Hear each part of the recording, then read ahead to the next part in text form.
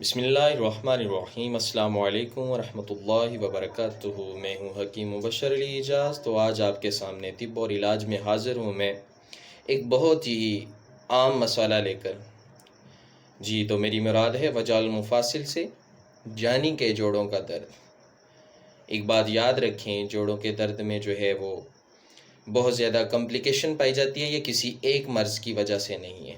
اس سے پہلے کہ آپ کو اس طرح کی معلوماتی ویڈیوز دیکھنے کو ملیں اور اپنی مرض کی آسان تشخیص کر کے اس کا علاج بھی آپ کر سکیں، تو میرے چینل کو لائک اور سبسکرائب کر دیں تاکہ آنے والی ویڈیو کا آپ کو جلد از جلد نوٹیفیکیشن مل جائے۔ تو آتے ہیں مرض کی طرف۔ یہ مرض کیوں لاحق ہوتا ہے، اس کے اسباب کیا ہیں؟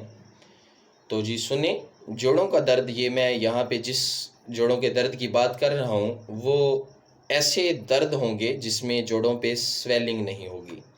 خاص کر کے جب اٹھ کے کوئی شخص ایک دم سے چلے تو اس سے چلا نہیں جاتا، اس کے گھٹنوں پہ وزن نہیں پڑتا، اور اس کے ہاتھوں کی جو انگلیاں ہیں اس کے جوڑوں میں، کمر کی ہڈی میں تب تک درد رہتا ہے جب تک وہ کام کر نہیں لیتا۔ جب وہ کام کرنے لگ جائے تو درد آہستہ آہستہ غائب ہونا شروع ہو جاتا ہے۔ تو یہ درد جو ہے یہ وجع المفاصل کہلائے گا۔ حکماء جو ہیں اس میں بڑے پریشان ہیں کہ جوڑوں کے درد کی جو ہے کوئی دوا دے دیں، آرام نہیں آتا۔ تو اس کی یہی وجہ ہے کہ پہلے اس کی کمپلیٹ جو ہے وہ تشخیص فرما لیں۔ جب آپ تشخیص کر لائیں گے تو اس کے بعد جو ہے آپ اس کا علاج بھی فرما سکتے ہیں۔ اس کا علاج جو ہے یہاں پہ میں یہ بیان کرنا چاہوں گا، بہت ہی آسان سا ہے، حب اوجائی، جس کا نسخہ آپ کو ویڈیو کے آخر پہ مل جائے گا۔ یہ جو ہے آپ صبح دوپہر شام 2 گولیاں کھانے کے بعد لیں۔